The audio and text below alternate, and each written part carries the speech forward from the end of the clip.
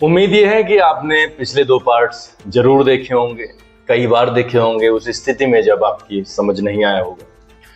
तो आज हम फ्रांस में राजतंत्र का उन्मूलन और गणतंत्र की स्थापना पार्ट पढ़ने वाले हैं। यानी किस तरीके से राजतंत्र को अबोलिश किया गया और रिपब्लिक की किस तरीके से इसमें स्थापना हुई, वो सारी की सारी चीजें हम पढ़ेंगे। शुरू करते हैं बिना किसी देरी के, बिना वेस्ट किए टाइम को। फ्रांस की स्थिति आने वाले वर्षों में भी तनावपूर्ण बनी रही। हालांकि लुईस 16 ने संविधान पर हस्ताक्षर कर दिए थे, लेकिन प्रशा के राजा से उसकी गुप्त वार्ता भी चल रही थी। यानी वो कुछ ना कुछ प्लानिंग कर रहा था। फ्रांस की घटनाओं से अन्य पड़ोसी देशों के शासक भी चिंतित थे। इसलिए 1789 को गर्मियों के बाद होने वाली ऐसी घटनाओं को नियंत्रित करने के लिए इन शासकों ने सेना भेजने की योजना बना ली। अब कई बच्चे सोच रहे होंगे कि दूसरे देश क्यों चिंतित थे, दूसरे जो राजा थे वो क्यों चिंतित थे।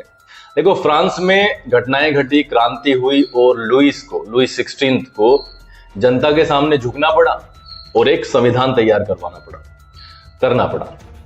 दूसरे राजाओं को यह खतरा था कि अगर फ्रांस में ये वाली चीजें इतने बड़े लेवल पर हो सकती हैं तो उनके साथ भी की जा सकती हैं, उनकी जनता के द्वारा। तो वे एक गुप्त मीटिंग के जरिए चीजें प्लानिंग मिला रहे थे और इसी के तहत उन्होंने सभी ने, जैसे प्रशिया के राजा और अन्य जो साम्राज्य थे उनके राजाओं ने मिलकर के अब आर्मी भेजने की प्लानिंग बनाई। लेकिन जब तक इस योजना पर अमल होता, अप्रैल 1792 में नेशनल असेंबली ने प्रशिया और ऑस्ट्रिया के विरुद्ध युद्ध की घोषणा का प्रस्ताव पारित कर दिया। प्रांतों से हजारों स्वयंसेवी सेना में भर्ती होने के लिए जमा हो गए। उन्होंने इस युद्ध को यूरोपीय राजाओं और कुलीनों के विरुद्ध जनता की जंग के रूप में लिया। उनके होठों पर देशभक्ति के जो तराने थे उनमें कवि रोजेट डी लाइल द्वारा रचित मार्सिले भी था। यह गीत पहली बार मार्सिलिस के स्वयंसेवियों ने पेरिस की ओर कूच करते हुए गाया था और इसीलिए इस गाने का नाम मार्सिले हो गया और जो अब फ्रांस का राष्ट्रगान है। एक नंबर का क्वेश्चन आ जाता है। क्रांतिकारी युद्धों से जनता को भारी क्षति और आर्थिक कठिनाइयां झेलनी पड़ी। पुरुषों के मोर्चे पर चले जाने के बाद घर परिवार और रोजी रोटी की जिम्मेवारी औरतों के कंधों पर आ पड़ी। देश की आबादी के एक बड़े हिस्से को ऐसा लगता था कि क्रांति के सिलसिले को आगे बढ़ाने की जरूरत है, क्योंकि 1791 के संविधान से सिर्फ अमीरों को ही राजनीतिक अधिकार प्राप्त हुए थे। 1791 में संविधान तो बना दिया, लेकिन उसमें सभी लोगों को सभी तरीके के अधिकार प्राप्त नहीं हुए। सिर्फ अमीर लोगों को ही राजनीतिक अधिकार प्राप्त हुए। और जो अब ये लड़ाई छिड़ी थी उनमें बहुत सारी जनता ये मानती थी कि इस लड़ाई को कंटिन्यू करना बहुत ज्यादा आवश्यक है। लोग राजनीतिक क्लबों में अड्डे जमा कर सरकारी नीतियों और अपनी कार्य योजना पर बहस करने लगे। वो करते थे। इनमें से जैकोबिन क्लब सबसे सफल था, जिसका नाम पेरिस के भूतपूर्व कॉन्वेंट ऑफ सेंट जैकब के नाम पर पड़ा, जो अब इस राजनीतिक समूह का अड्डा बन गया था। इस पूरी अवधि में महिलाएं भी सक्रिय थी और उन्होंने भी अपने क्लब बना लिए। इस अध्याय के पार्ट 4 में आप उनकी गतिविधियों और मांगों के बारे में जानेंगे। जैकोबिन क्लब के सदस्य मुख्यतः समाज के कम समृद्ध हिस्से से आते थे, यानी कि वे छोटे दुकानदार थे, कारीगर थे, जैसे जूता बनाने वाले, पेस्ट्री बनाने वाले, घड़ीसाज थे, छपाई करने वाले थे और नौकर थे, दिहाड़ी मजदूर थे। इस तरीके के लोग जैकोबिन क्लब में थे। उनका नेता मैक्सिमिलियन रोबेस्पियर था। ये बहुत इंपॉर्टेंट नाम है, इसको जरा ध्यान रखें और ध्यान से सुने।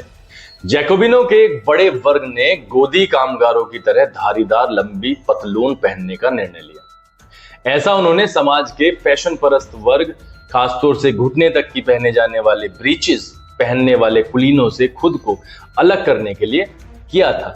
यह ब्रीचेस पहनने वाले कुलीनों की सत्ता समाप्ति के ऐलान का उनका तरीका था। तो ये कपड़ों की बात हो रही है। एक पक्ष किसी तरीके के कपड़े पहनता है, उन्होंने जैकोबिनों ने उनसे अलग देखने के लिए इस तरीके की पोशाक को चुना अपने पहनने के लिए। और इसीलिए जैकोबिनों को सोकलोट के नाम से जाना गया, जिसका शाब्दिक अर्थ होता है बिना घुटने वाले। सोकलोट पुरुष लाल रंग की टोपी पहनते थे, जो स्वतंत्रता का प्रतीक थी, लेकिन महिलाओं को ऐसा करने की अनुमति नहीं थी। सन 1792 की गर्मियों में जैकोबिनों ने खाद्य पदार्थों की महंगाई एवं अभाव से नाराज पेरिस वासियों को लेकर एक विशाल हिंसक विद्रोह की योजना बनाई। 10 अगस्त की सुबह उन्होंने ट्यूलेरिये के महल पर धावा बोल दिया, राजा के रक्षकों को मार डाला और खुद राजा को कई घंटों तक बंधक बनाए रखा। बाद में असेंबली ने शाही परिवार को जेल में डाल देने का प्रस्ताव पारित कर दिया। नए चुनाव कराए गए। 21 वर्ष से अधिक उम्र वाले सभी पुरुषों, चाहे उनके पास संपत्ति हो या नहीं, उनको मतदान का अधिकार दिया गया। नवनिर्वाचित असेंबली को कन्वेंशन का नाम दिया गया।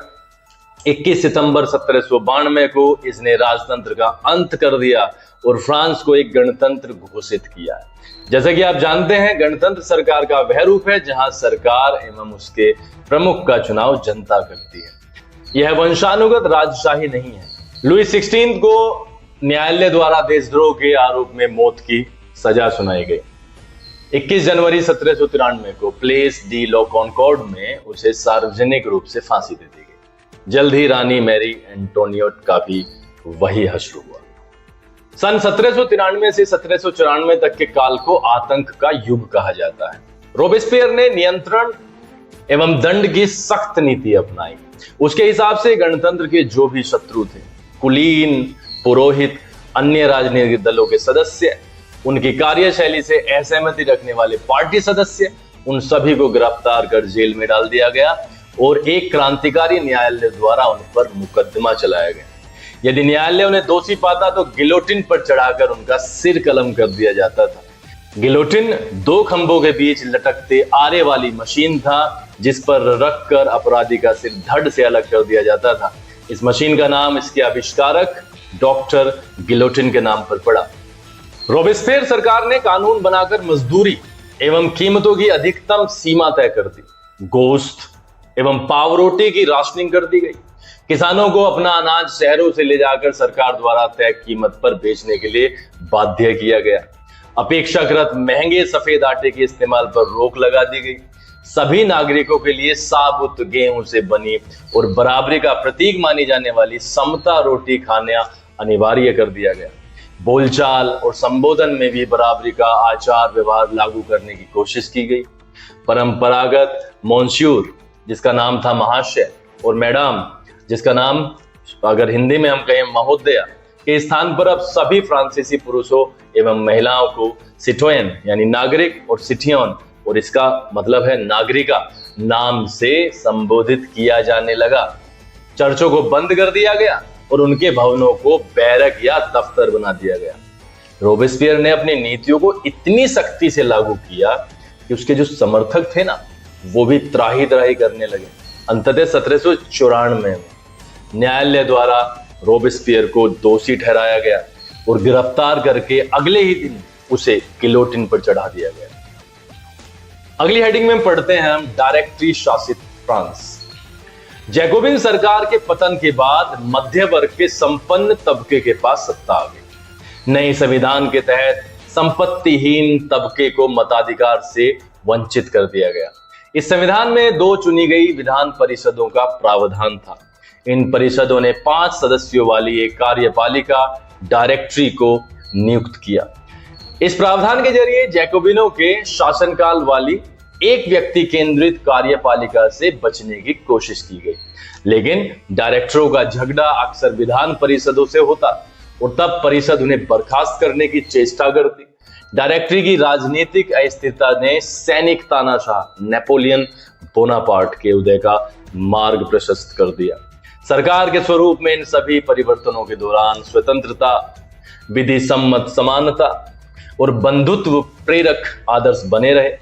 इन मूल्यों ने आगामी सदी में न सिर्फ फ्रांस बल्कि बाकी यूरोप के राजनीतिक आंदोलनों को भी प्रेरित किया।